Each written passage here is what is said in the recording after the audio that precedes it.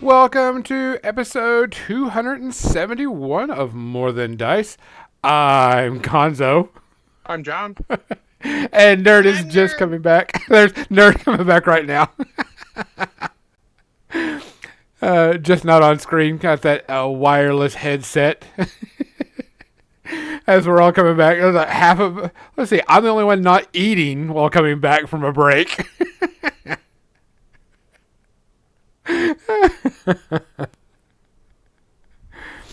So everybody's just kind of munching. Guys, welcome to episode 279. This week we're going to be talking about some narrative and story play events at mostly for miniature gaming.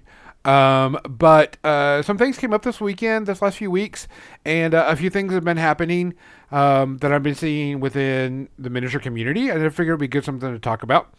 I'm also going to be painting, trying to give my final last touches on my Judgment model, and get that going. And I guess we can go and get to the business.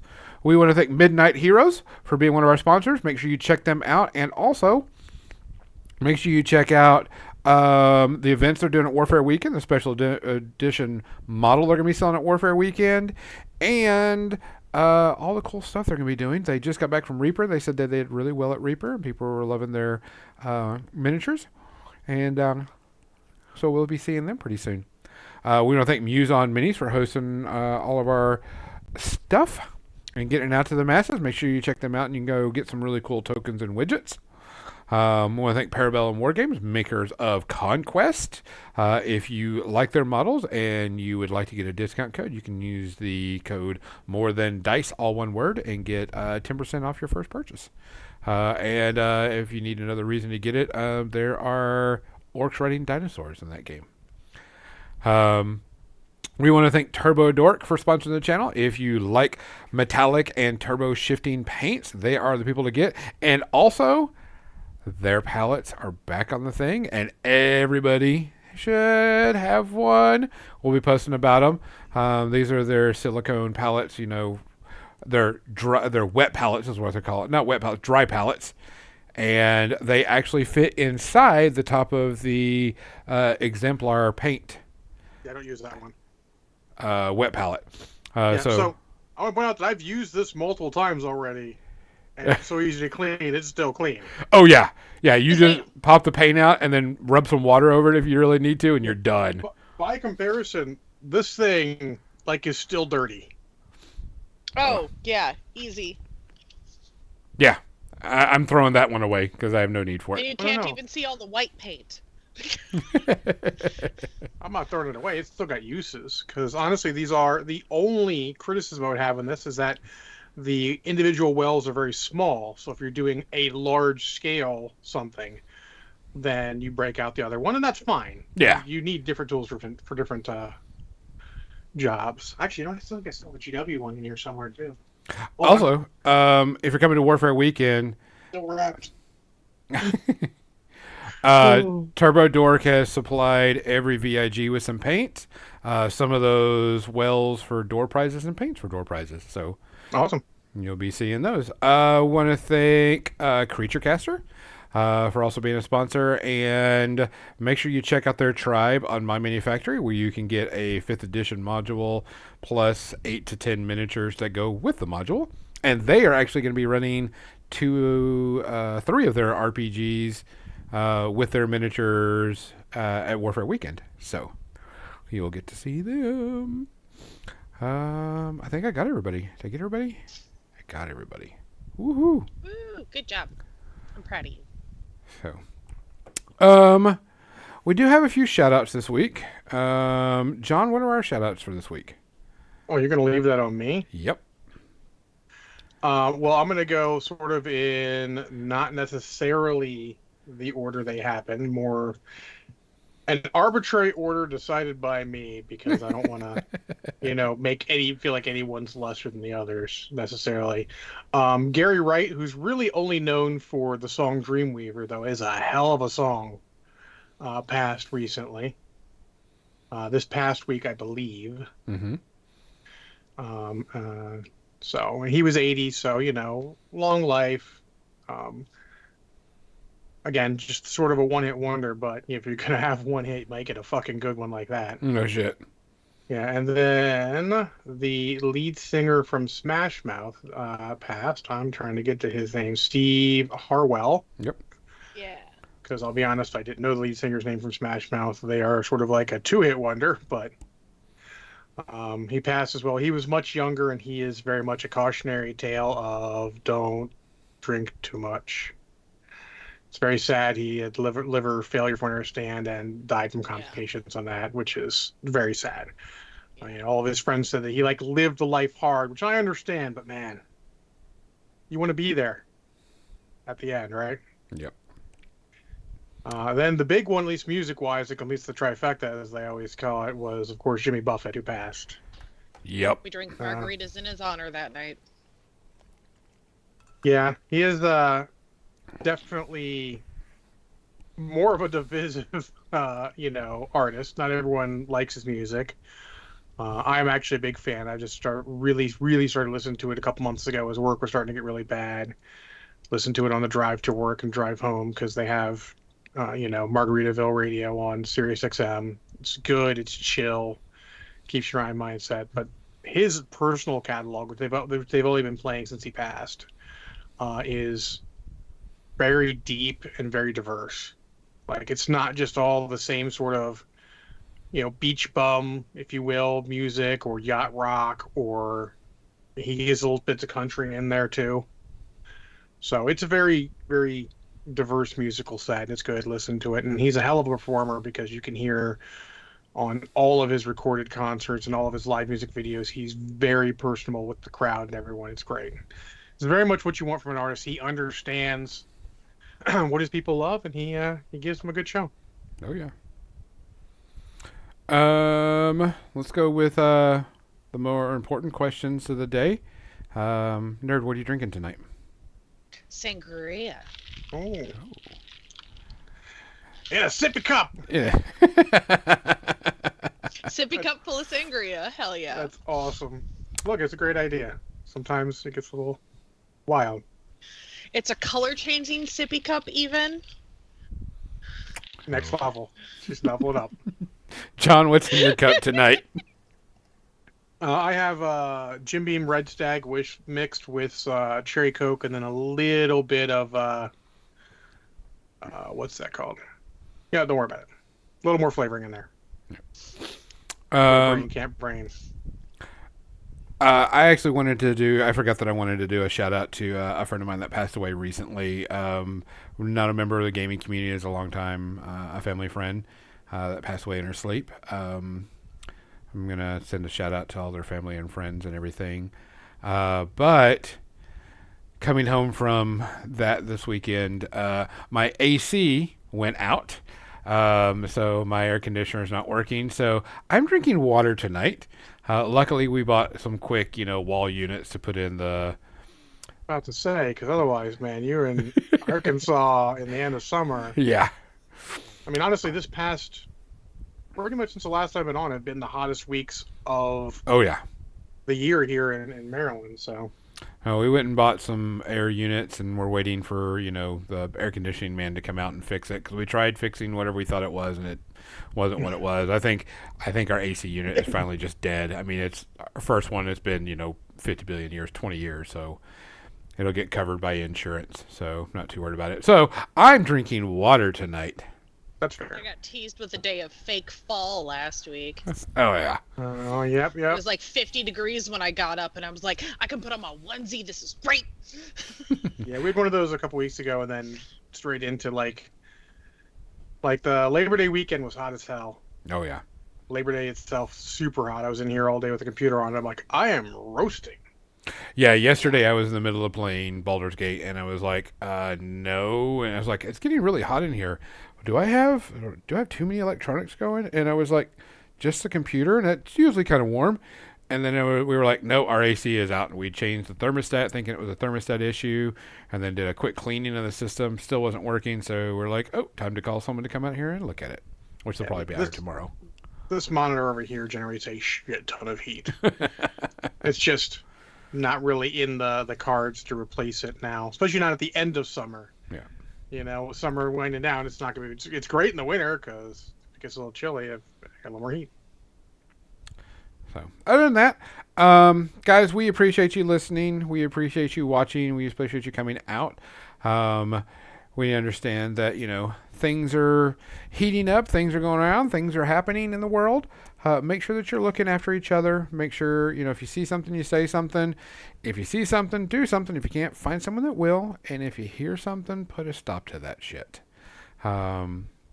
Cheers. Cheers. Cheers.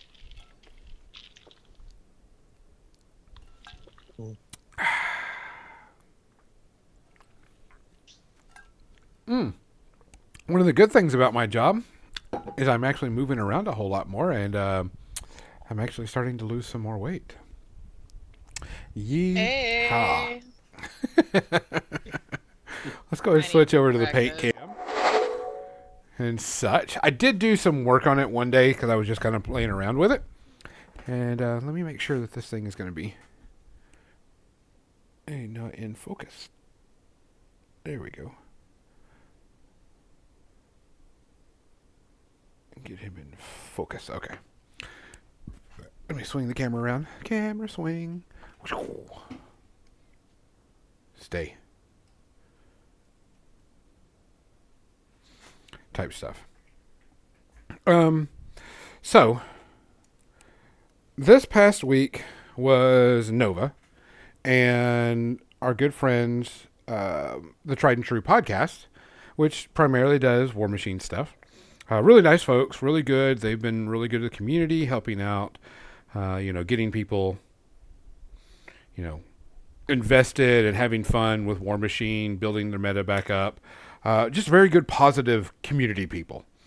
Mm-hmm. And I really liked them, met them. I met everybody. They usually call and talk to each other at least, once a week. They were running the events at War Machine.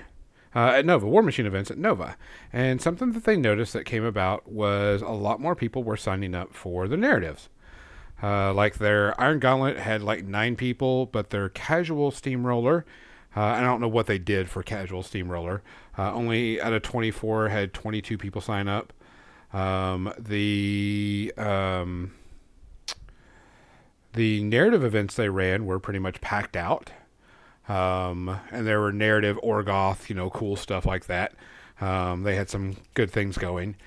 And was talking to a bunch of other different TOs and a bunch of different games. And it seems, and I don't know if it's a trend, I don't know if it is, but, John and I we've talked about this numerous times, that if I'm going to pay money to play at a convention, I want to make sure I'm getting my money's worth out of this convention. Yeah. If I'm going to spend $75 for a badge, and then I got to spend $20 for each individual event. If I'm spending $20, I want to make sure that $20, I'm getting my money's worth out of that $20. And if I go play in a tournament, I know what I'm getting into. Don't get me wrong. And if I go in there and I'm losing first round and there's no way for me to get back or do anything, that's on me. But it seems like there's this trend going where people I don't mind spending $20, but I want to get my monies out of my $20 that I'm having fun with. Yep. Type thing. And like I said, if you sign up for a tournament or, something like that, what you're getting into, and you're going to be facing, tryhards, so on and so forth. If not, you shouldn't have signed up for it. At a tournament, are they really tryhards? I mean, that's sort of the point. That's correct. Yes. I've had a lot of deep thoughts on this recently, and I'm trying not to go into it too far. But I mean, they're not really tryhards. It's a tournament. It's a tournament, but they're playing for the spec. Yes. They're playing to get there, and for me, and I wouldn't say me, but for lately, I've been going. I don't mind tournament so much, and I like tournament play, but money is tight, type thing, and if I'm going to go to a convention, I want to make sure I'm getting my money's worth out of that. And so I don't know if I want to play in a tournament because I know by round 2 or 3, it's kind of just like, eh. Well, yeah. So I think the days of all the people playing, all the players of a game playing in tournaments because that's the thing to do is fading. Yes. I think for a time there in the early 2000s, maybe through the early 2010s, that was the thing to do, and now it's sort of fading. People are realizing, hey, I don't have to. This is not my scene. I remember back in the day, or these older gamers were talking about back in the day when there were narrative events. Like let's be honest, my early introduction to War Machine and Hordes was listening to a lot of Lost Hemisphere Radio, and they didn't talk about tournament games. They talked about narrative events. Like the first thing I heard about Captain Con was cool games where the boards had cool rules and everything. I'm like, that sounds great. Yep. And also, let me ask you, Gonzo, how many, if you were to rate your top most fun times you've had playing a tabletop interest game, how many of them are actually tournament games? Not very many. And if it was because me and my opponent had a very good time playing together. But most of my cool things or fun things that I had were based around silly fun Pickup events. Games or silly fun events, yeah. Yeah, silly fun stuff. That's not to say you can't have fun. Some people, we realize some people that is their fun. Yes. There's nothing wrong with it. That's your fun, guys. Don't let us tell you how to play the game. You play the game how you want. But I did have seen a rise of, the not tournament mentality. I'm just going to play for fun. L. Marshall, he took 40K to a local store to play an event, and his opponent first round's like, "Oh man, are you sure about your army? I mean, you're not really using anything. That's not really good. I mean, this could end really poorly for you." And Marshall's like, I've thought out what I want to do with this, and this is what I want to play. Granted, Marshall's a good player, so he fucking rolled the guy, but it's one of those things where it's become this mindset. I've even seen it. Oh, Maisie, can you kill that? I got it. Oh, good. Where, even happens, let's say, in video games, since I'm currently playing a competitive tournament for my video game. I don't get upset when guys come in and they're bringing, the meta builds and they've got these great stacks of players that are way better than us. I have no problem with that. It's when those guys take that mentality out of the tournament and they put it into the general. So let us say, Gonzo, I were to propose to you a list for a game. Like, hey, what do you think of this list? And if you just tell me, like, well, those aren't the best units and you need to play the tournament good units and this, like, people don't want to hear that. Nope. People have, a lot of these players are so focused, and some of them can turn it on and off, and I love that about them. But some of them are so focused that they forget that there are other ways to play the game for real games. Now, if someone were to say, hey, I'm going to this tournament and this is what I'm bringing to try to win, that's a whole different story. Exactly. Whole different story. And we need to. I think the core of it is we need to realize that narrative event's coming back. I know some companies are realizing that. Oh yes. And I hope they continue. GW used to be the king of it, and it sounds weird saying that.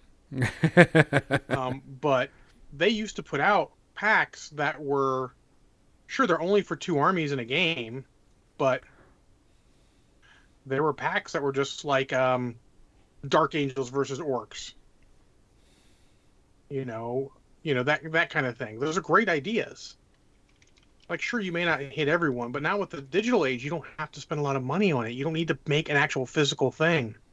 You could put it online, make it a downloadable PDF that people pay for, charge a good price for it because there's going to be some shrinkage there because PDFs and people are pirates.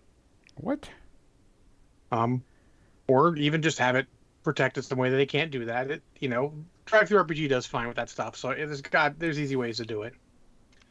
But that, you could make that kind of stuff again easily, and it's just, they need to. I think they're starting to realize they need to do that. That, to be honest, is sort of where War Machine and Hordes fell. Really, was when they stopped doing everything, stopped printing books. They did a lot of poor calls. I think, in a short period of time. But that was one of the big ones. Well, I know that they're going back to it because their big thing now is doing narrative stuff. Not only in the app but also at conventions because I Warfare mean, Weekend, the where book release events. yeah, Did you yeah. ever have? Did you ever have a bad time on one of those? Well, yes and no, but I'm going to say not because the event was bad, is because tournament players were coming in too. Yeah, so I mean, understandable. Yeah. But in general, I mean that's sort of the fun way to do things. Narrative events, like I still maintain my two favorite games. One was just me and Bill Schuler, who now lives in Texas. He had his Praetorians for uh, 40K, which are Imperial Guardsmen, and I had Orcs, and we did the Battle of Orcs Drift, which is basically the fight from Zulu, Battle of Orcs Drift, done for 40K. It was great. There's lots of cool cinematic things happens. The White Dwarf that came in had just enough rules for you to play it. Like that is what's great. I mean, we both remember it to this day. Had a great time. I had such a great time that when he brought it up to me, I realized that I no longer had that White Dwarf. So I went out on eBay and I found a copy of that White Dwarf because I feel like that's important enough. Like my favorite time playing a game ever, a tabletop finishes game. And the second one is a mega battle that my buddy Frank, no nickname Frank, had made up. We played at the Glen Burnie Battle Bunker, and it started off just sort of 3-on-3 with the two altering players trying to be police and keep the Imperial players from fighting each other. So we were sort of arresting people, and he had all sorts of win conditions and put all these special rules, and it was a great time. And we had people come in going, "This looks great." We get two people together, like, "All right, you two are ready. Drop 1,000 points, jump in." That kind of thing is super fun. Or all the old GW events where it's like giant mega battles in their stores, where stores are calling each other up, going, "Hey, our guys got to the artillery bombardment center. They're throwing a bombardment on your second table, whatever grid coordinates." That's super fun stuff. That does sound fun. I think we've all gotten too serious sometimes for this stuff. Venture games somehow became serious business, and we're fucking painting up toy soldiers and playing. It's not serious business. No. I think also that came about when people started pushing, hey, you could win $10,000 if you. I won't play for money ever. No. That's what happened to Magic. Yeah, I don't either. But I think that's where, some of that comes in. Well, I could see it. I mean, to sidestep over to Magic, the entire dynamic of Magic tournaments, because I was running a store at the time, when the guys went from, "Hey, we appreciate you running it and doing store credit, can we instead have cash prizes?" And I went, "Well, sure, but you realize it's not going to be the same." Like, "Oh, that's fine. We understand it's going to be you guys take part and we take part for the entry fees, but we'd like cash prizes." I'm like, "Okay, cool. If your guys come in asking for it, if they're all pretty much about that." But man, it got different. Yes. When money's on the line, it changes everything. Yep. A lot. Yeah. So I mean, and honestly, it's. I think we've had this part of the discussion where I don't think it's miniature games only. I think everything has become more serious business. People are more competitive in so many other aspects. I'm not a psychologist. I can't tell you why.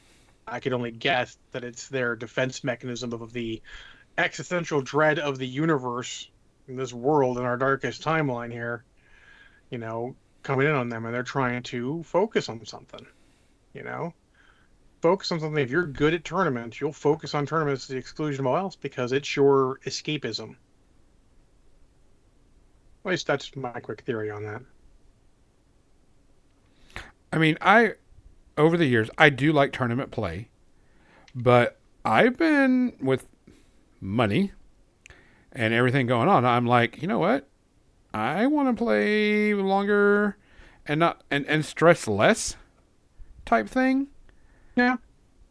Well, I said this playing MechWarrior Online, and when guys are getting upset, like, "Oh, we lost," I'm like, I don't care if I lose. I just want to have fun. Yeah. I can get my butt whooped, but if I'm having a fun time getting my butt whooped, what does it matter? Correct.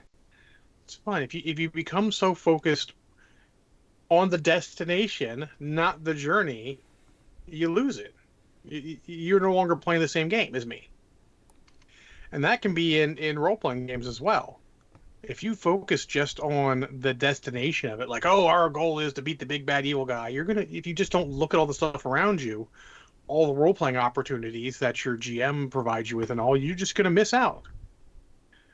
At that point, you're basically playing you go from playing, a role-playing game to playing just a slightly more complex miniatures game. Well, I mean, and you can put that in there. You've got people that are the min maxers, and all they care about is, min maxing, and that's fine. But there's so much more to the game than numbers. Yeah, but I will also defend some of those guys. Some of those guys I've met are also some of the best role players. Yeah, I mean, this is, like I said, nothing's automatic.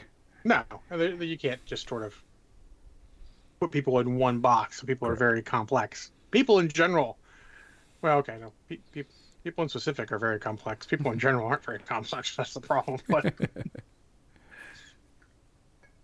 But going what are your back thoughts on to this? the narrative stuff, I know we're in your not necessarily your Yeah. chosen area. Yeah, this is not my wheelhouse. here, let me put it in your wheelhouse. Okay. Painting miniatures. Why aren't you doing it this way so you could win this competition? Oh, Because I'm not a competitive person, and I But you know what I'm talking about. These people will go, well, that looks like crap. You should be doing blah, blah, blah. Yes. We had this on Twitter where someone's like, I'm glad some people were painting miniatures, but man, it only takes like 20 minutes of watching a YouTube video to start getting better. Why aren't you doing that? Hey, because they don't want to. They're happy. If they like their minis, that's all that matters. That's true. I think most people want to get better, but this whole thing comes down to what is your hobby and what brings you the joy. If you just want to get the models painted, to have color on them, get them on the table, and that brings you joy, hey, more power to you.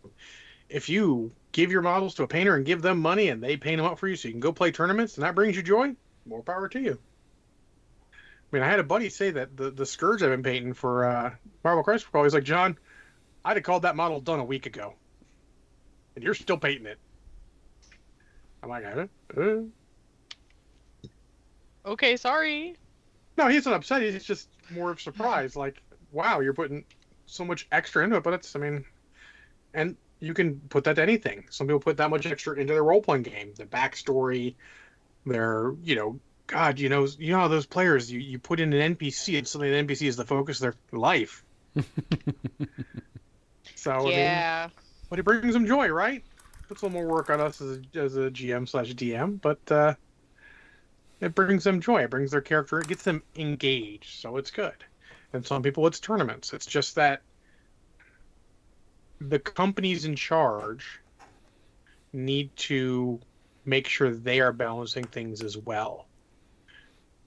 Because that's sort of the problem, is they weren't as much. Some have, some haven't. GW was really shit at it for a while, despite the fact that, like, if you look at the 3rd edition 40K rulebook, there's so much in it. Like, once you get past it, like this, as usual, the rules take up the front, not even a quarter at most. And then you got the basic missions, and they have all these other advanced missions and everything, where it's just like, here's all these cool extra types of missions. They're not even like super narrative things, but it's like, hey, here's Ambush. That brings in, if you've got the 3rd favorite game I've played, and that is me and my buddy Frank, nicknamed Frank. He's playing his Space Wolves. I'm playing Orcs. We roll up Ambush as the mission, and we're like, all right, well, let's see who's the ambusher and who's ambushed. Well, he rolls 3 dice and chooses the highest. I roll 1 die, because obviously Space Marines are much more strategic and tactical than Orcs. What? I roll a 6 and he does not. So I get to ambush him. And it was absolutely hilarious. The Space Wolves being ambushed by orcs. That's That all is you pretty need. good. Sometimes it's just a little bit you need to make a game from, oh yeah, we played a game, it was fun, to, do you remember that time that my orcs ambushed your Space Wolves? Let's see here. Someone tell me my trolls are too smurf looking, the blue I chose. Captain Izzy, yeah, shrugging it off is the nicest way to go through it. You can definitely tell them to go fuck themselves. If you don't want to, let me know who they are. I'll tell them to go fuck themselves. We can tell them to fuck around and find out. Yeah. But yeah, I think a lot of it is the companies stopped putting it in their games. They streamlined. They skewed towards what they thought everyone wanted, and because GW always thinks, hey, let's make this so people can play pickup games. Because the guys in their basement will think of it themselves, but that doesn't always happen, you know? Yeah. You get new guys who are going to be in their basement, and they may not have access to the old books. They may not have known that. They may have gotten in recently. You need to put that every time so that the players know how to play. That was, like, as I always talk about Gonzo, that was the big problem with War Machine of Hordes. Much as I love playing it, there was no play to play it. Like, sure, second edition, there was technically a way to play it, but it was not good. And then third edition, they didn't even put scenarios in the book. You have to download their Steamroller tournament packet to get rules for how to actually play the game. And that is just a giant mistake. It's a blind spot. Well, like, oh, everyone's playing this anyway. It's like, but no, we had people jump in and they're like, oh, this is really weird and arbitrary. I'm like, yeah, you know, when I step back and take a look, having these square zones or these circle zones and all these points and shit, it's pretty fucking arbitrary. You know, it's even nowadays, or maybe an edition or two ago for 40K, just having the, oh, go take this point for a turn to gain a strategic advantage. That's even more interesting for the card mechanic they had than some of the others, because it's like suddenly you're building there. I need to take this point. You can make up why on the fly. Who cares? But you need to take this point. Oh, I've taken this point for a turn. You know, some Imperial agents hiding there can escape now. Or I held it long enough that I found them and murdered them, if you're not an Imperial guy. You can add a little bit to that. Sometimes it's just a little bit like that that'll help. Makes sense. Okay, I may have gotten a little off topic, Gonzo. Get me back on topic. No, but you're right, because that's coming down to it is if you go to a tournament, you should know what you're getting into. If not, you know, that's on you. But the thing is we're seeing more people like, I want to play, but I don't want to get into the tournament scene. I want to do, and they're like, well, here's your other options. And here's something that's happening every month. Something new Legion scenario showed up, so I'm every showing my month. shirt. I'm sorry, what'd you say? Legion showed up, so I'm showing off the shirt. Oh, okay. Hey, Legion. But I mean, that's what a lot of people are like. I want to play, but I don't want to deal with. I don't want to play that type of style that they're playing over there. And I'm like, here it is. And I'm referencing this into War Machine because this came up. It's like, here's the app. Here's all these scenarios that are all part of this story that are all happening. Here you go. Mm-hmm. Here's where you can get that information.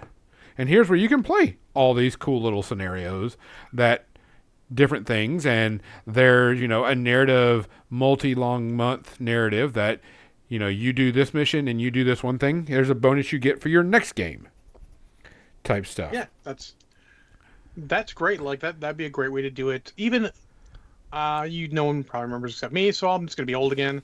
The old, what edition was it at that time?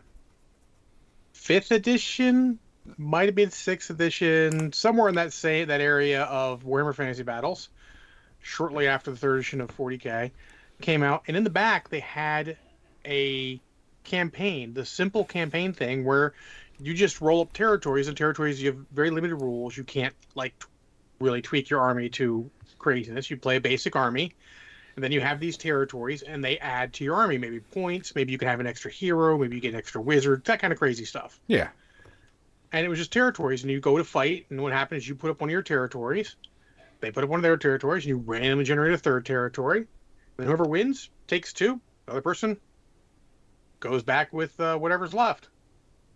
So you never have less than 3 territories. There's underdog rules, but it was a great scenario format because people just jump in and play. You've got just enough to keep them interested, just enough to have some interest to the thing. You keep the armies from becoming tweaked. You can't play full tournament bullshit armies.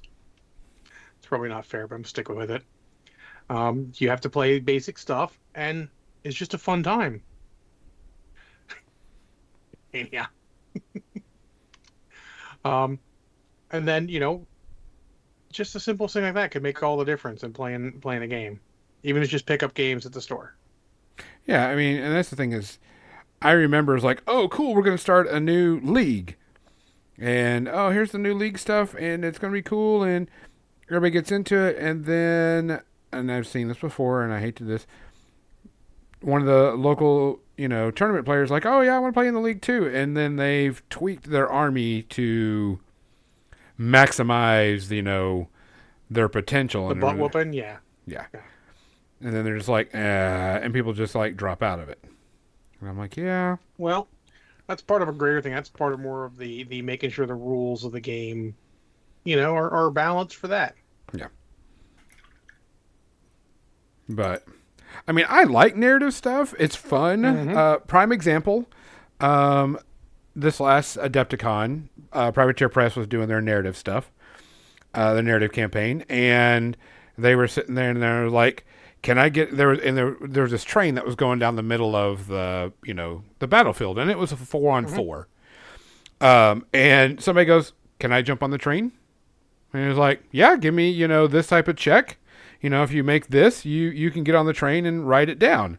And they were able to write it down, and when they wrote it down, they were like, can I jump off of it and charge into this person? And they're like, sure, give me this check, blah, blah, blah. And, they would do it. And what it was is somebody had put a troll model on the front of the train, rode the train down, jumped off, charged into a warcaster, and beat the shit out of a warcaster.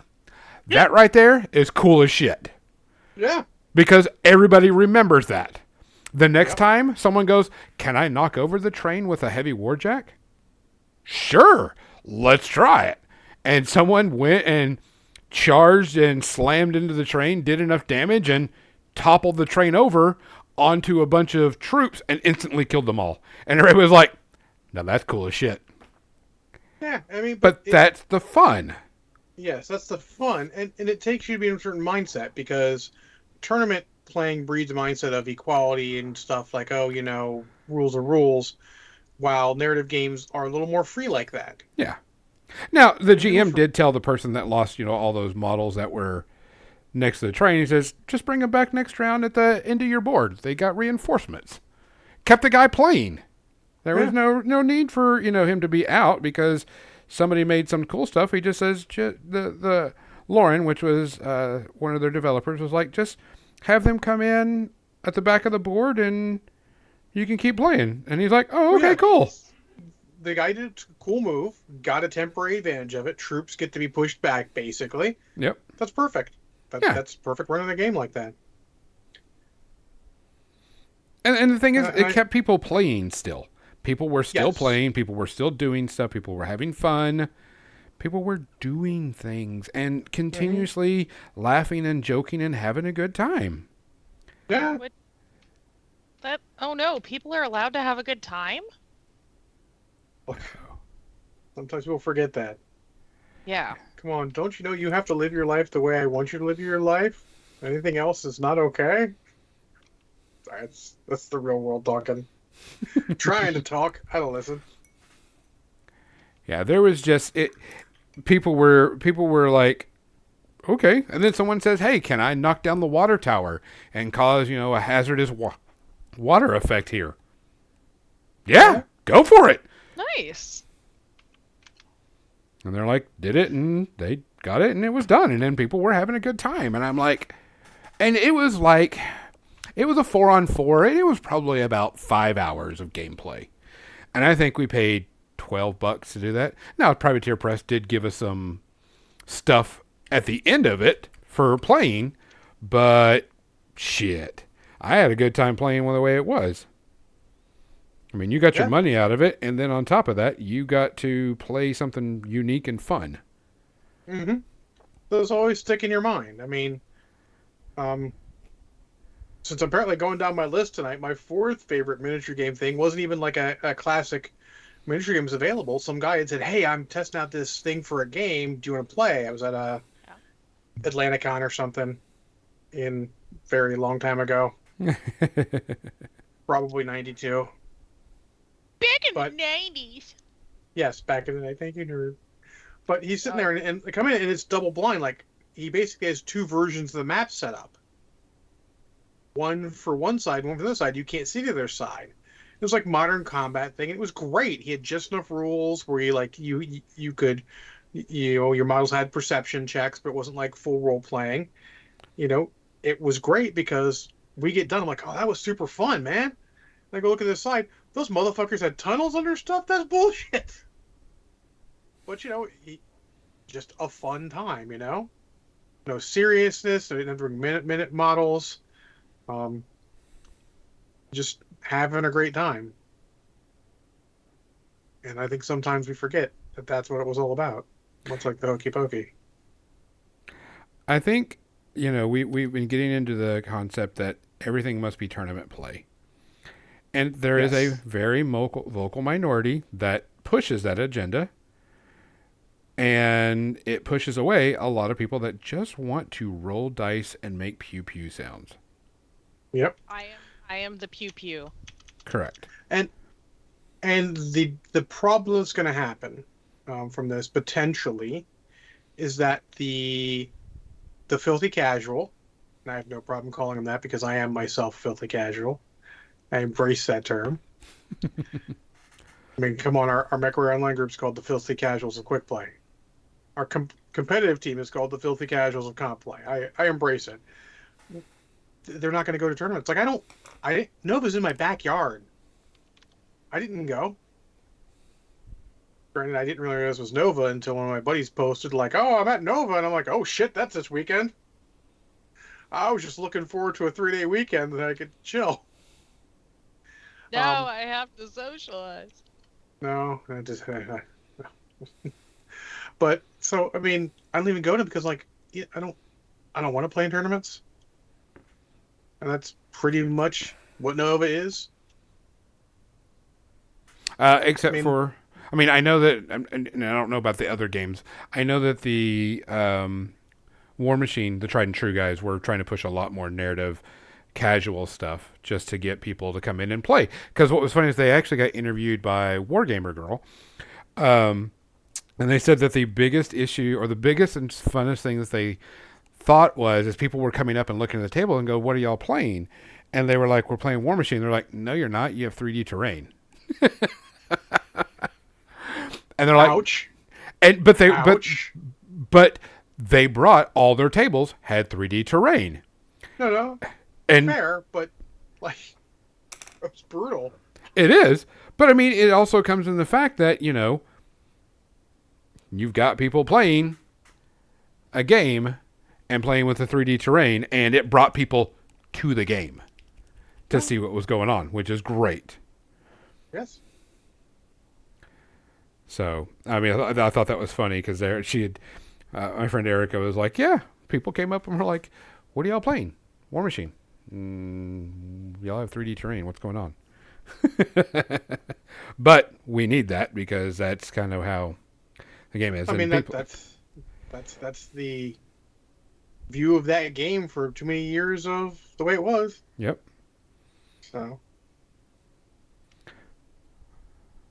So, but I mean, I really applaud that crew for putting forth the effort and also for doing fun stuff like that because they realize that the game isn't always about tournament play and you have to bring in new blood whether you like it or not.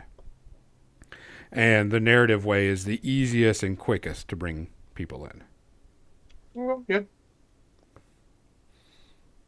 And You then- get people. You get the casuals.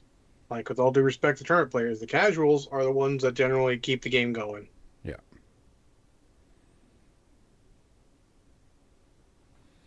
I think I'm going to call this done. Good. Nice. Seal that guy and let him go.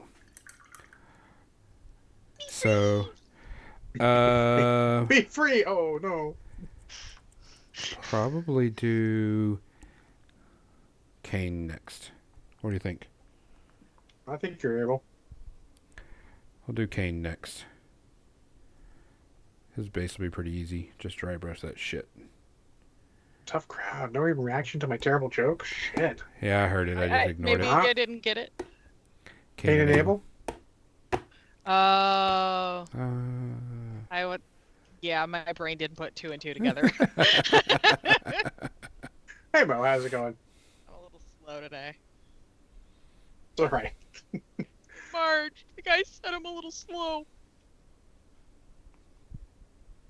All right. So,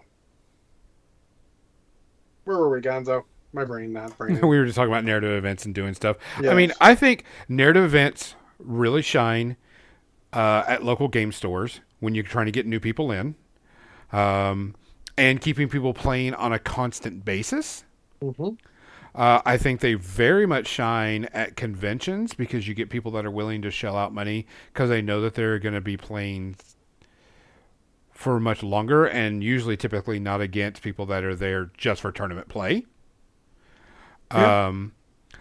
I believe that you probably have more fun, I'd say not more fun, more memorable events when you play a narrative game, in my opinion. I would say you have a different kind of fun that attracts a different kind of person than a tournament. Correct. And I think it's good that at least some players and people in some members of communities are getting that message and pushing forward that. I think companies are starting to realize that a lot more. I know that Privateer Press has been talking about that a lot more, so that's been going on and getting things done with them. I think GW is probably going to be working on that. I know that Malifaux does some fun stuff. Was it the Yeah. cupcake type thing? Yeah, well, they also like their tiny rulebook has a lot more in it, and they've always had more ability to do that fun stuff. Yeah. Than some other games. Even Infinity has done it for years. They've had their what are they called? They're doing the Winterfest at Warfare Weekend this year, and it's a Winter Wonderland. It's a narrative fun thing. But yeah, I know what you're talking about.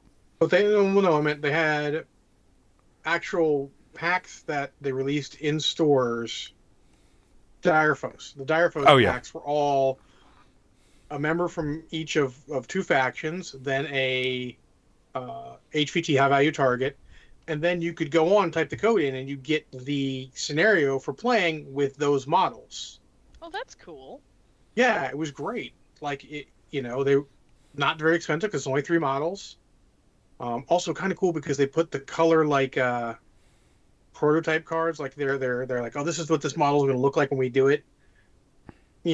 Detailing like the model, maybe the weapons and all that in the pack as well, which are great add-ons for. You're already making a pack. You might as well put some extra stuff in it, so it's not just 3 miniatures. But yeah, those were really good. I bought a bunch of them. Some of the scenarios are very fun. Maybe require a little weird terrain that you got to work out, but they weren't the standard scenarios, and thus were a good change of pace. And I think that's what the games need, a change of pace. Even Marvel Crisis Protocol does it with their what are they called? Ultimate Encounters. Yeah, Ultimate Encounters. Hulk and all them. Okay. I played the Hulk one. Was interesting. I think it's a little too balanced towards the other heroes. The Hulk has a hard time winning that one. The Dormammu one seems much more balanced than when we played it. We did end up beating Dormammu. But again, that was more of a fun game because as we're playing, and I'm playing the bad guys, Red Skull and all that, and Dave's playing X-Men.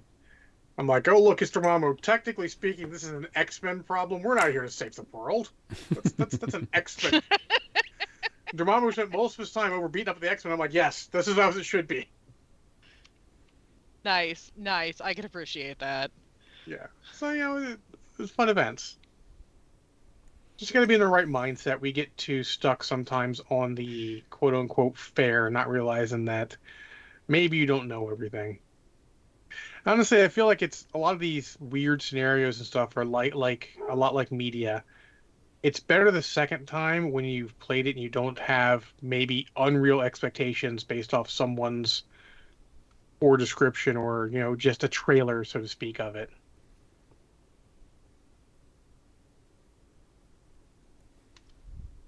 Why don't you do yellow eyes? I think he'd look up at yellow eyes.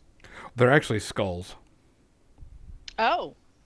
Why does he have skull? Those are skulls? Yeah, they're little bitty skulls. Because it's a helmet. Oh, okay. That He's makes off. more sense. Sorry, he's out of focus and it hurts my eyes. It makes more sense with that now, yeah. Okay, very well. I thought those were like eyes and still looks like eyes. Yeah, but they're skulls. No worries. My mind just can't. I can see their skulls, but like it still look like still looks like eyes most of the time. Fair enough. Yeah, I think they're really just too tiny. So I'm trying to like make them stick out as skulls. Yes, Legion, that's a judgment model, I'm sure. Yeah, it is a judgment.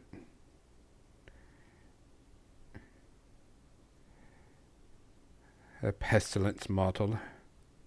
A demon model. For the demon grouping. Okay. Put it down. What time is it? I mean, you said it was. Oh, just right time, too. Just I know, about. I said it was done. Don't, like, I told someone on Discord earlier, like, art is never completed, it is only abandoned. That makes You me know. feel sad. I'd rather it be completed than abandoned. But even when you paint a model, you're like, I am happy with that, and that's good. But you always know you could go back and do more. But there's a point where you're like, am I really getting anything out of it? Fair. So I don't mean it a negative thing. I mean, like, if it's all art, why is it negative? I mean, it's just the way it is. I think what we really need to talk about this is the whole overall picture is if you like to play tournament games, go play tournament games. If you want to have fun and do narrative stuff and get people in, go there. Don't shit on the other, and don't force it down over there that there is only one way to play a game. Let people have their fun. Yes. And right now, we are having we're seeing a lot more casual narrative events, and I put quotes around that, Yeah. popping up and people into the game more than that. Because people, I mean, I'm going to tell you right now, I can't go to Gen Con. It's just way too expensive. Gen Con, I wanted to go play with the Battletech guys and go play Battletech with the Wolfnet Radio guys at Gen Con. And it was $120 to play one game of Battletech. Wow. And I was like, oh. No. I'm like, yeah, no, I can't do that. That's excessive. Yeah. Well, I mean, it was like, so much for the thing, and then, just because a lot of conventions you pay a badge, and then you have to pay for each individual event, and I get that. But I'm like, yeah, I can't, no. But conventions have to pay the bills, and that's the common thing, but- is you pay a badge and then they a also fee. have to realize that, yeah. Don't think about, for that kind of money, though, how many smaller events can you go to? That's something a lot of us TOs have been talking about, that some people are just going to like one or two big events a year, and that's it. And they're not going to smaller ones. And I'm like, oh, yeah. I'll head to Adepticon. That's my big event of the year. That's my only one that I'll go. So, we're a little early for the media section, but we can go and get started on that. I mean, it's not like we have to be there at whatever time. Nerd said she has like 75 things. Oh yeah, totally. And I have like one today, so I mean, that's just, how it is. The standard. So I don't believe either of those things, actually. I'm going to call Correct, nobody bullshit on both. Well, I mean, we were gone for, 2 weeks. We had some stuff, and a lot of us have been really busy. I eventually will get back onto streaming. Like I said, I'm still working through my schedule at work. And I will come on a weekday to, do whatever, play a game, hang out with people, just to have it. Nerd is, trying to make sure she gets her time on Friday, type thing. I And might start doing it earlier on Friday. that's fine by me. I mean, your time. You do what you want, Yeah. which is okay. Now I'm realizing that like the time that I start streaming is when everybody's getting off of work on a Friday, and Nobody, like, nobody wants to deal with that. probably nah. Make it a morning coffee hour. Exactly. That's kind of what I'm thinking is like 8 or 9 in the morning. That's fine. Do what you want. I do what I want. What else? That's about it. I wanted to talk about. So there is a lot of shows are ending right now, and it's a do or die for a lot of shows right now. Like even some shows that were actually renewed are getting dropped because of the strike. That's fine.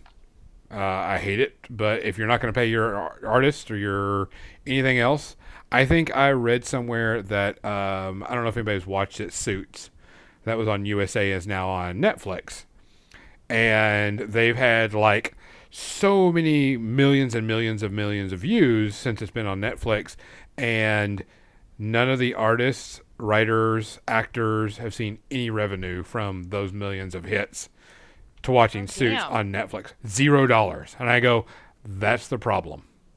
Yeah. I mean, greed is always the problem. Yeah. Greed, technically speaking, is one of the two greatest problems with human beings.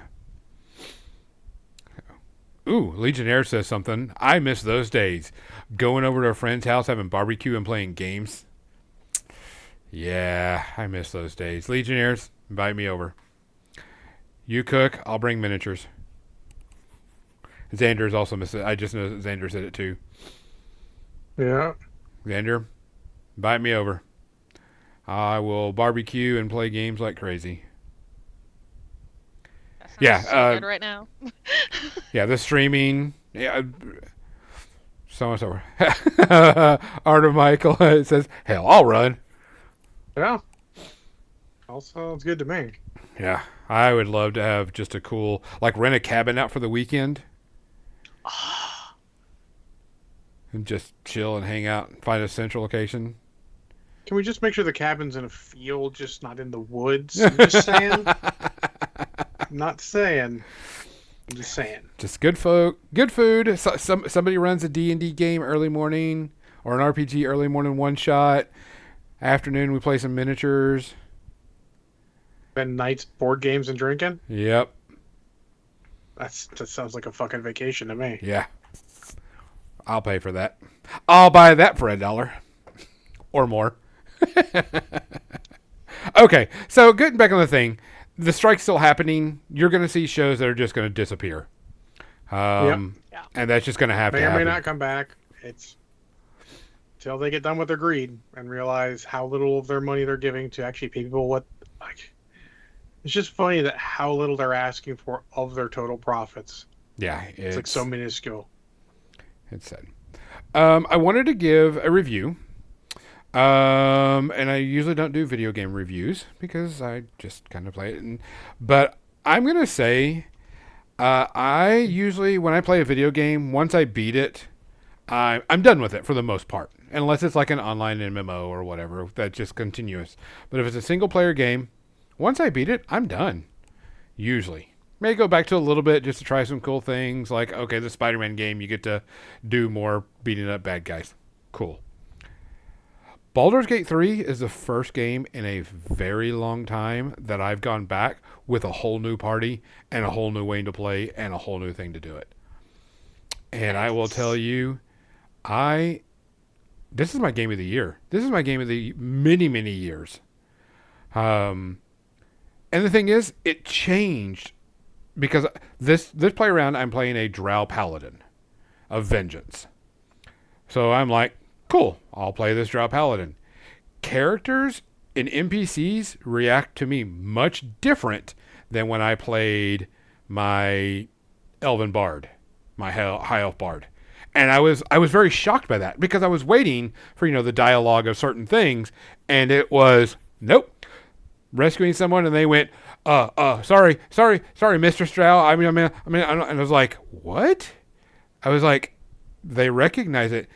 That right there is a huge bonus to me because it means that they took the time and the energy and the thoughtfulness to change the game up based on what you're playing. Mm-hmm. Other companies should be shitting their pants because if you don't bring a game out and you don't put the level of detail this is, everybody's going to be compared to Baldur's Gate 3. And Yeah. it's so good. Doesn't mean that games aren't going to be good. But if you were to bring out a game that was like Baldur's Gate, where it was a miniature, a D&D-esque, and it didn't stand up to that, whew. Well, Baniam brings up what I was going to say is he says what gets me is these AAA mega studios are saying that Lucian and BG3 are the outlier and shouldn't be the standard. No, they have less money than you.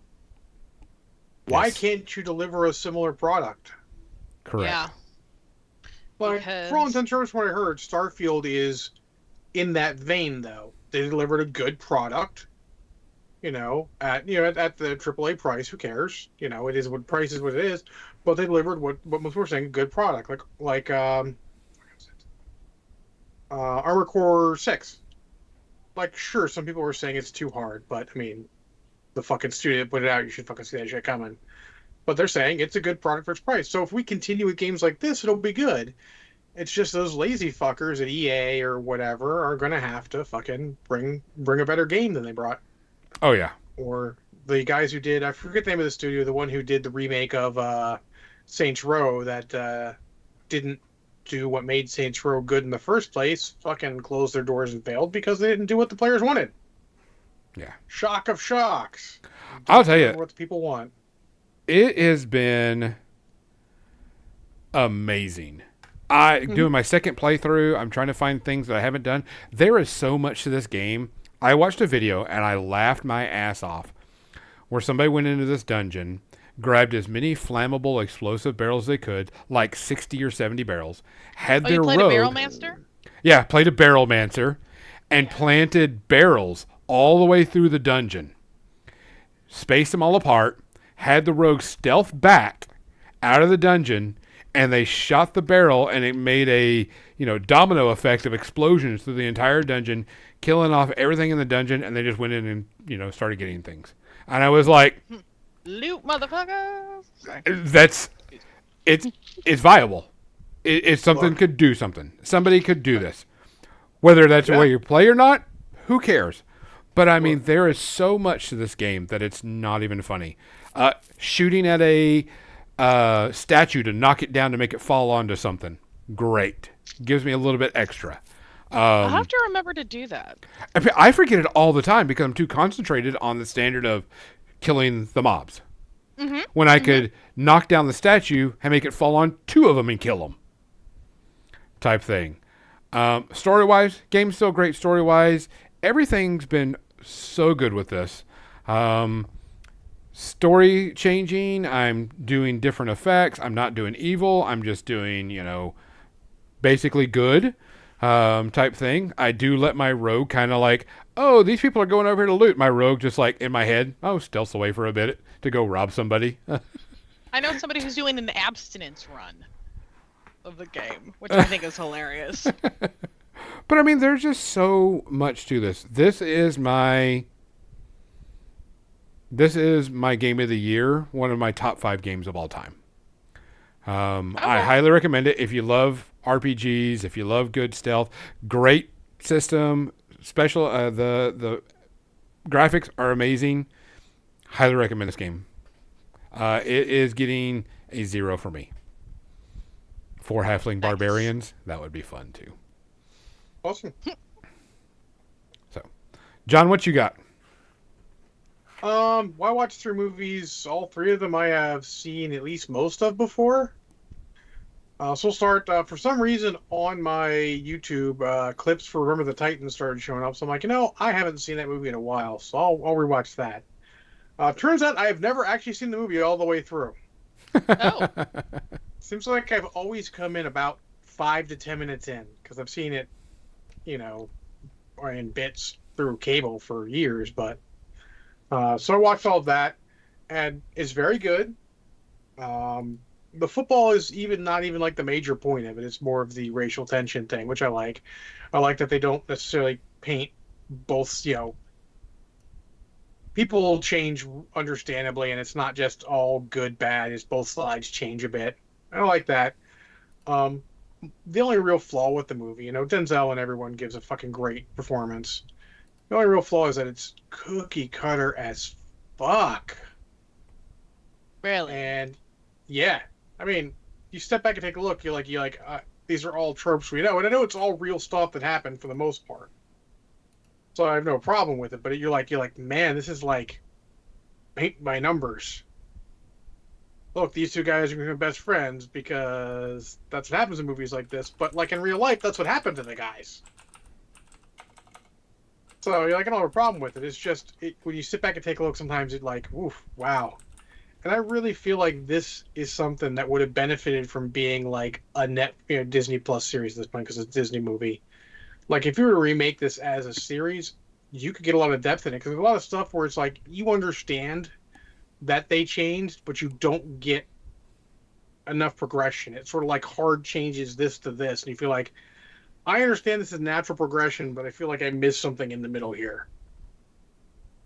So I feel like this would be more of a, much better as a longer episodic thing where you've got time to build the characters properly and everything. But at this point, I don't think they're going to. I think this would not be the right time to release something racially charged like that. Let's just say. Yeah. Because racist stuff makes me a little uncomfortable because I'm like, I want to punch that guy in the face. But still very good. I'm gonna give it a 1. It's an enjoyable watch. A little more so if you like football. Uplifting, if kind of cookie cutter-ish and paint by numbers. But it's still like Denzel and Will Patton and everyone, just great performances. I watched was it Across the Spider-Verse? Oh yeah. Second one? Yeah. Yes, I finally saw that. I loved all the callbacks to various comics. We got to see so many different characters in this one, and I loved the stylization of each one. I also loved all the visual color schemes that they did for Gwen and her world. I thought that was done really well, and the cliffhanger that they leave it on is also another callback to Spider-Man because they were notorious for doing cliffhangers. So I really appreciated that. So I'm gonna give it a half because it's the first one I like better. I thought the first one was like a perfect origin story. Oh yeah. I would not argue with you calling it a perfect movie. Yeah. I don't have an argument against that. Yeah. Yeah. So I'd give this one a half because I think the first one's a little better, but this one was still also amazing. And amazing. Two of the most visually Spider-Man. stunning, movies I've ever seen. Yes. Yeah, I'm with you too. I want to see I want to see that as well. It's on my list high, that and the Turtles movie, because they're another one where they did the animation in a visually stunning style to try and make it. I do want to see the new Turtles. Yep. Yep. Ditto. Let's see. What else did I watch? I did a bit of binge watching this week, and I'm gonna say that I binged watch as much as I could, and as many times as I could, and whatever else, the One Piece show on Netflix. Now, I've heard nothing but good things about it. so I'm gonna say this: I tried watching One Piece, the anime. I couldn't get it. I couldn't get into it, and it was mostly because of the animation style. That's me in anime in general. It was very choppy. It was not done very well. I couldn't get into it. And I was like, and it was not, I was not dogging the story of the characters. It's like the animation is just not for me. I can't get into it. And I know what it is. I know what One Piece is about. I hear it from a lot of people. I mean, they're on episode 3042 or something like that. I think it's typically, I think it's 1,000 episodes right That's ridiculous. now, which is ridiculous. Come on, people. But I'm gonna get. So I was gonna give the live action a try. This was pretty good. I can follow it. The characters were likable. The characters are there. I did have to ask Captain Mizzy. I says, are they following the story? Are they, are the characters appropriate? Is everything there? And they were pretty much spot on. They did say that they did cut out some of the story because it just didn't fit, and it was like the annoying parts. They cut out the annoying parts of the story. Cool, fine, no problem. As long as you're not missing like major plot holes and major plot things, no, people aren't going to care. You cut out the annoying characters and annoying things, people are going to be okay with it. The sets are amazing in this show. They built whole new ships. They built ships. They built huge things. Not a ton of green screen. You know that there is, but they built huge props for this. Was it entertaining? Yeah, it was pretty entertaining. There's some good smirky scenes. Monkey D. Luffy is great. Better than Death Note? Oh, fuck. We don't even talk about that one. I will tell you that they picked the perfect actors to play their counterparts. Or play their parts. Because the kid that plays, I'm going to say kid because he's just so young, that plays Luffy, looks like Luffy, acts like Luffy. He's spot on. Everybody played their part perfectly and looked like their anime part. I was very impressed by that. That not only did they look and act, but you could tell that there was love put into this live action set. That there was actually a lot of thought and effort to put in and get the perfect cast and the perfect people to do this live action. I enjoyed it. Is it anime-ish? Fuck yeah, it is. Is it got stupid stuff in it? Yes. Is it good? Yeah. It's good. It's entertaining. It's a lot of fun. I don't know how long it's going to last. From what I understand, this season, it was like, 8 episodes, and it covered the first season. But how long can it last when this, has been around for 25 years? So, how long can they do the series before it's like, guys, we're, done? When are they going to find the One Piece? That type of thing. But I mean, manga's still going on, dog. Oh, I know. That's what I'm saying. How long can you do the live action? Because it's not going to make us, there's a lot of money tied up in this. But it was doing, it's doing good. It's not going to last long. People lose their. They say that, but then The Simpsons have been going for how fucking long? Yeah. Yeah. So, I enjoyed it. If you're a fan of One Piece, you'll love this. If you want to just watch something quirky and silly and a little bit, just whatever, let it do it. And I'm enjoying it. I can't wait for season 2. It looks like it's already done and not done, but it's been written and they're just waiting for everything and the go on it. Waiting for the strike to stop. Yeah, pretty much. Yeah. So I'm all for it. Give me more One Piece. I'm all for it. John?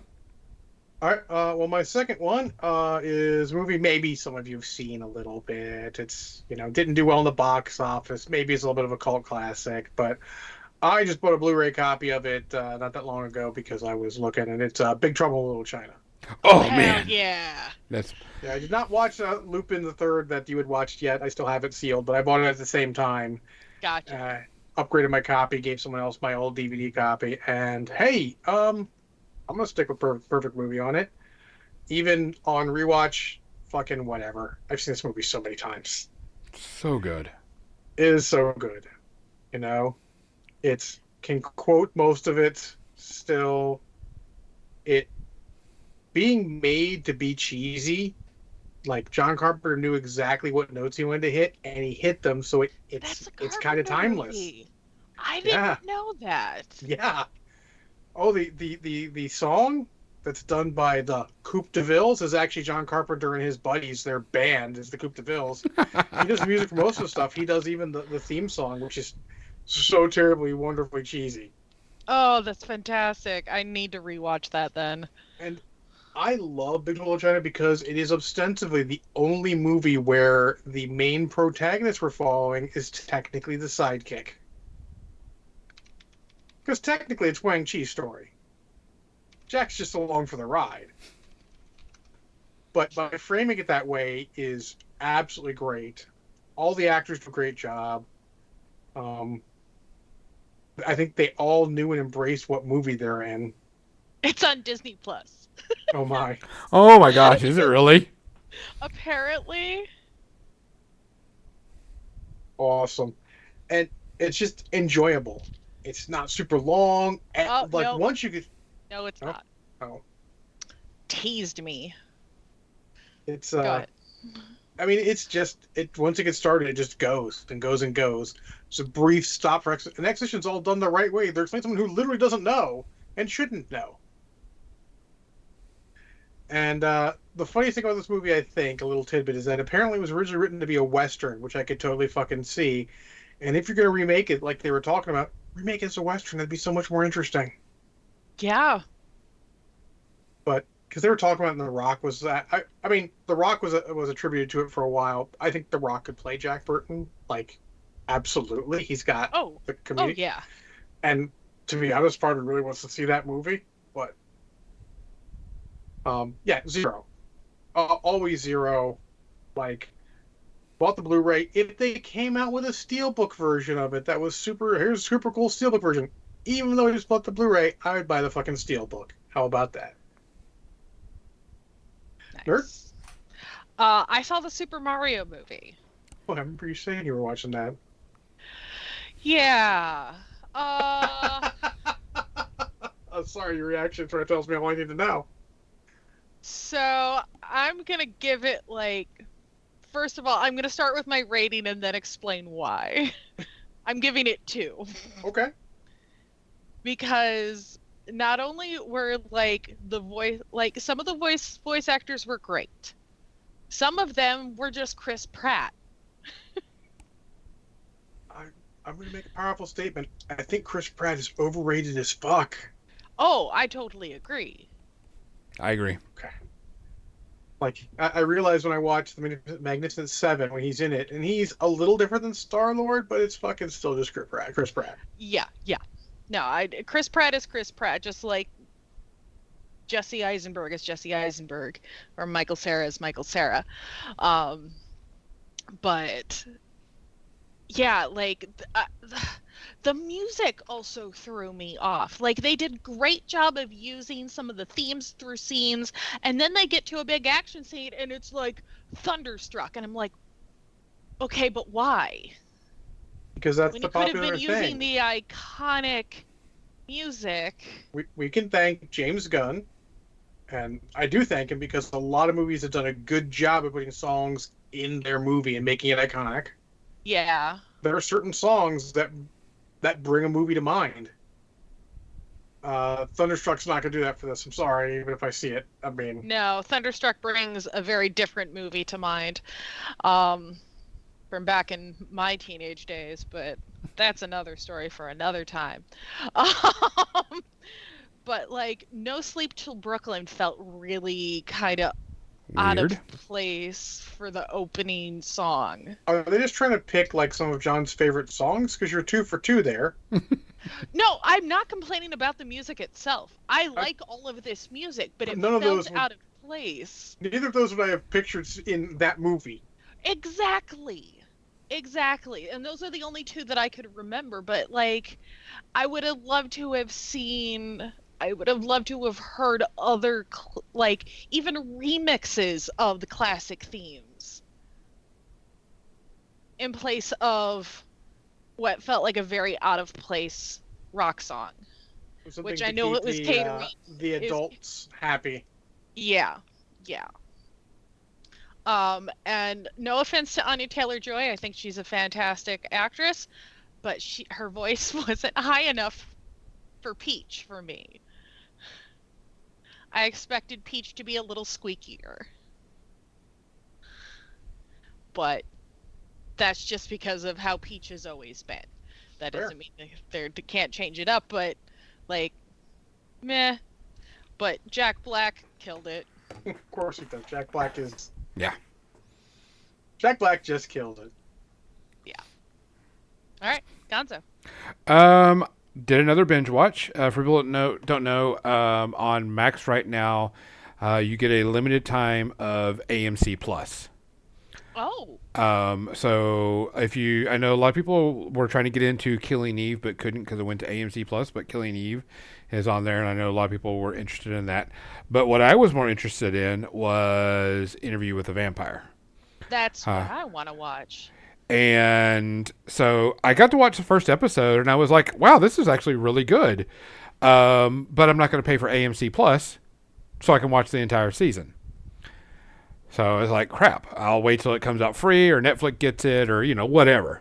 Well, Yeah. Max has it now, and so you can watch AMC Plus for free for a limited time. So I binged watched the entire Interview with the Vampire. It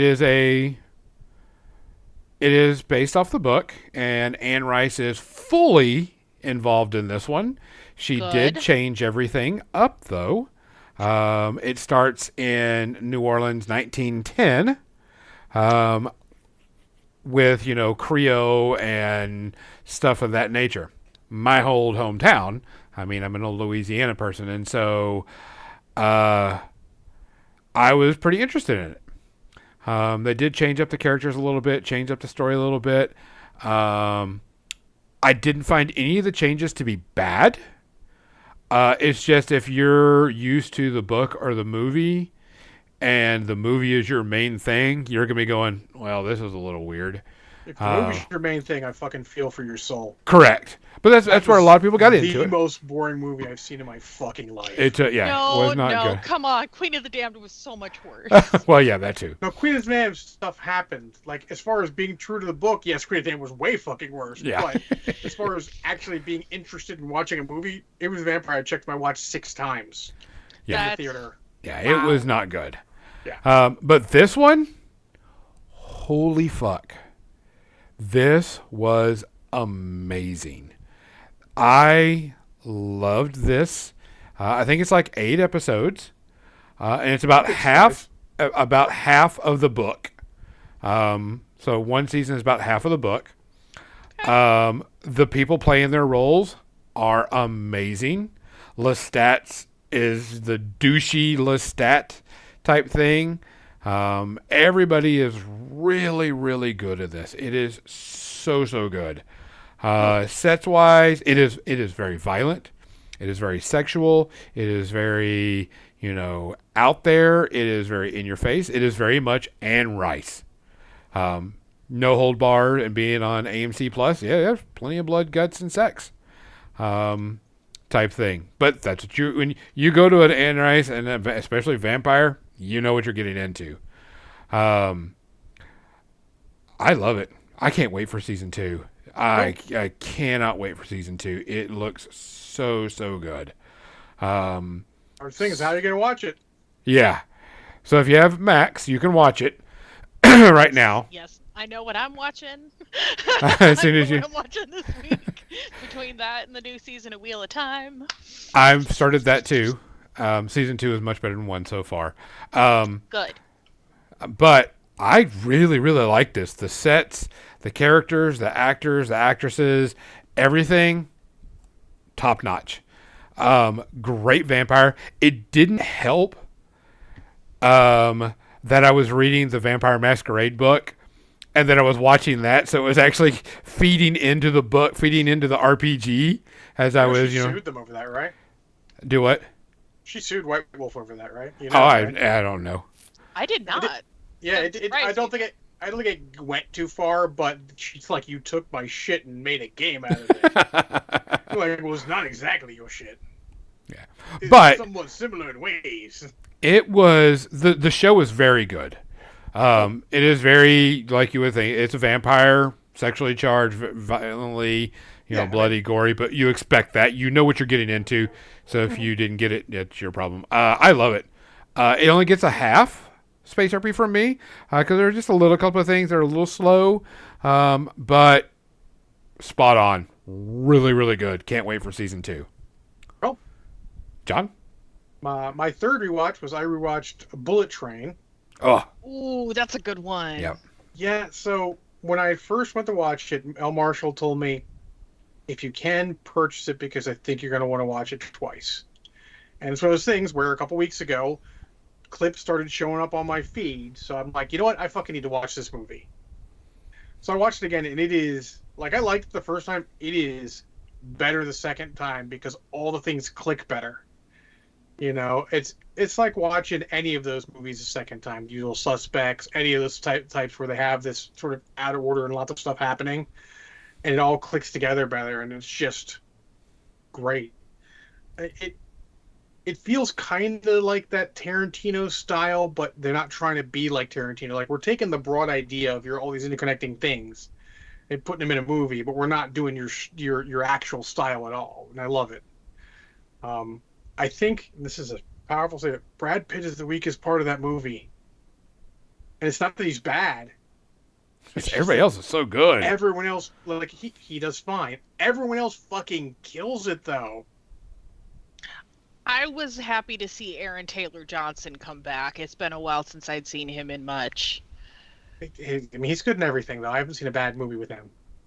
Like, maybe the worst movie I've seen with him is Godzilla, and that's just because they didn't give his character much to go with, and he's not doing a bad job in that movie. Yeah. It's just that he's he's a soldier in a Godzilla movie. How much can you fucking do with him? Yeah. Speaking of Godzilla movie, I hope Monarch does really good. Yep, Monarch, and then they have Godzilla Zero coming out. Ooh. Yeah, this is like the anniversary of a bunch of Godzilla stuff, so I'm hoping to see a bunch of stuff come out. But anyways, Bullet Train, way more music the second time. Dig the soundtrack. The score is really good for it. I'm probably going to pick that up because when I started listening to that, came up too, some of the things. Like, and I'm not going to spoil the ending thing when they bring in the surprise character, but it's so on point and great. Like, I really dig this movie a lot.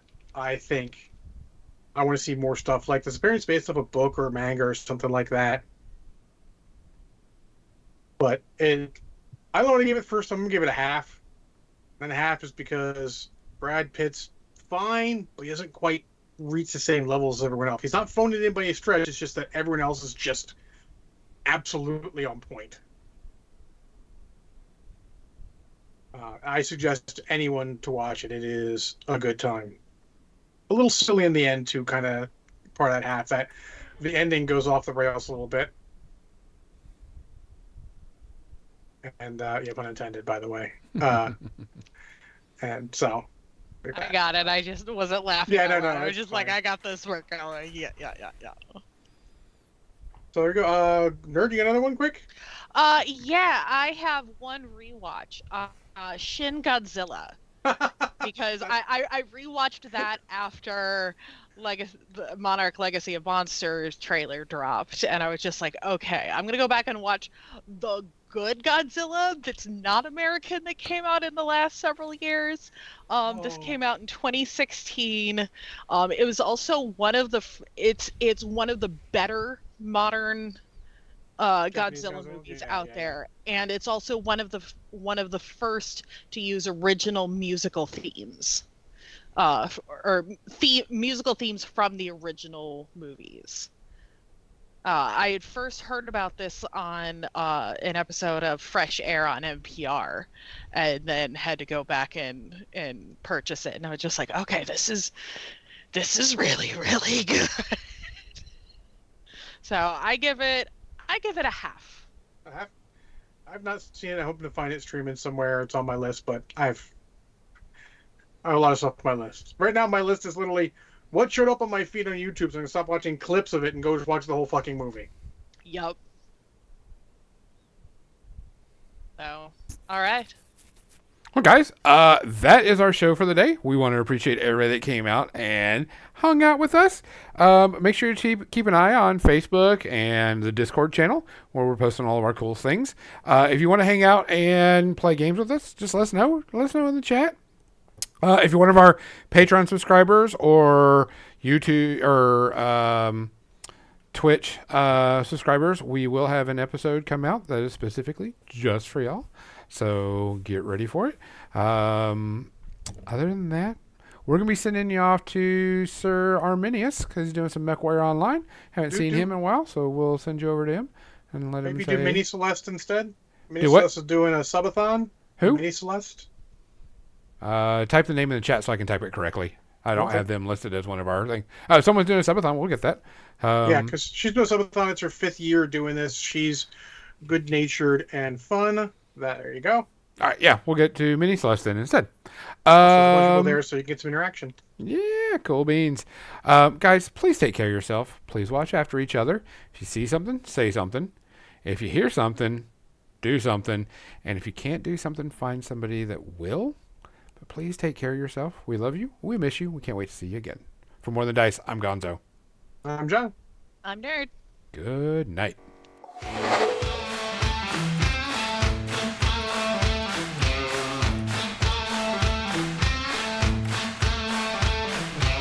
Hit that follow button over there when you go and see her. Hang out with Mini Celeste.